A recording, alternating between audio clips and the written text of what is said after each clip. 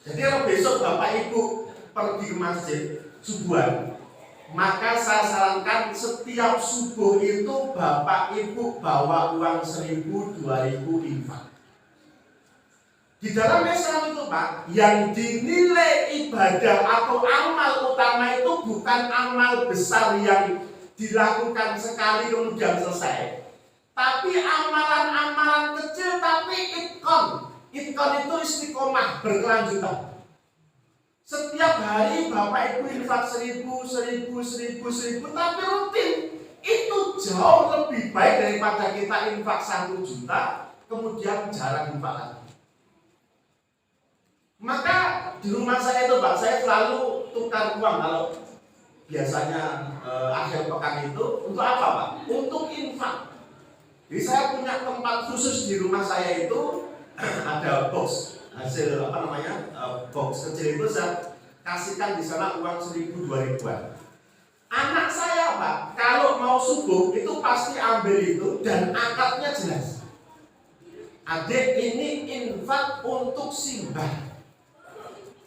Jadi kedua orang tua saya itu sudah meninggal. Saya sebagai anak itu adalah warisan terbesar kedua orang tua saya. Jadi warisan terbesar kedua orang tua itu bukan rumah yang maglon-maglon, itu bukan Pak.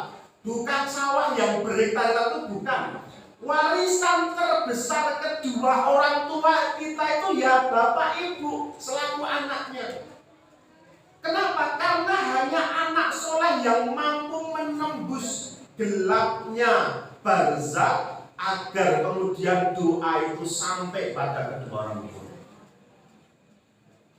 Dan kalau kita orang tua sudah meninggal Pak, maka kita masih bisa berbirur walidain dengan beliau, berbakti pada kedua orang tua. Dengan cara apa? Amal bin mal. Menginfakkan harta kita untuk kedua orang tua. Itu Rasul mengatakan sampai langsung terasa begitu Bapak Ibu infak.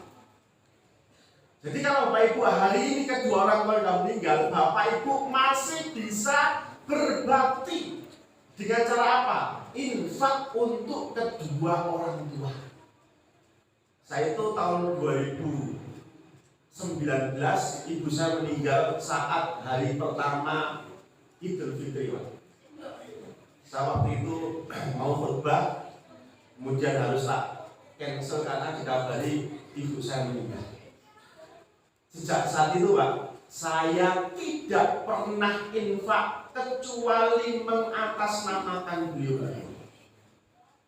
Kenapa saya kemudian seperti itu?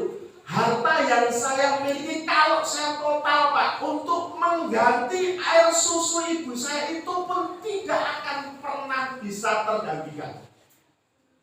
Maka saya berazam kalau saya masih hidup saya pasti infak untuk kedua orang tua.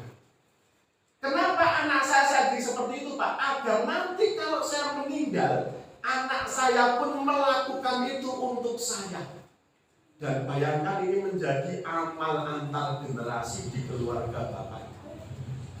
Jadi kita itu ketika meninggal Pak, tiap pagi dapat kiriman dari anak kita karena menginfakkan hartanya mengatasnamakan kita ya Bunda. Ini salah satu yang kemudian Bapak Ibu bisa lakukan. Infak di waktu fajar itu istimewanya apa? Ada malaikat khusus yang Allah turunkan untuk mendoakan siapapun yang berinfak di waktu fajar. Doanya dua, ya Rob segera ganti infak si bulan ini. Dan yang kedua, lipat gandakan infaknya. Kalau kemudian tiap pagi kita seperti itu Pak, kita nanti akan ketemu alladzina yunfikuna fis-sarra'i wad-dharra. Kadang kita lapang, kadang kita sempit, tetap infak. Yang lebih dahsyat lagi Pak, namanya wakaf. Bapak Ibu saya tanya kalau Bapak Ibu ngaos Quran itu tilawah, ketemu tanda wakaf, Bapak Ibu berhenti atau lanjut? Kalau ketemu tanda wakaf berhenti atau lanjut Pak? Berhenti. Wakaf itu tanda berhenti dari kita membaca bacaan Al-Quran. Maka wakaf itu juga sama Pak. Dari saja. Misalnya, Bapak Ibu hari ini berikan uang pada anak Bapak Ibu 50.000. Uang itu akan bergulir ke anak Bapak. Anak Bapak nanti membelanjakan, uang itu akan berputar lagi. Tetapi kalau Bapak Ibu menggunakan uang itu untuk wakaf, maka uang itu berhenti. Uang itu berhenti untuk apa? Berhenti ke Allah. Itu namanya wakaf.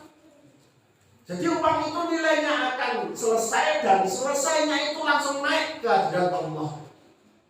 Maka kalau kita wakaf untuk kedua orang tua, Pak, dan wakaf ini wakaf produktif, sepanjang apa yang kita wakafkan itu masih digunakan untuk beribadah, sepanjang itu pula kiriman pahala masuk ke barzahnya orang tua kita.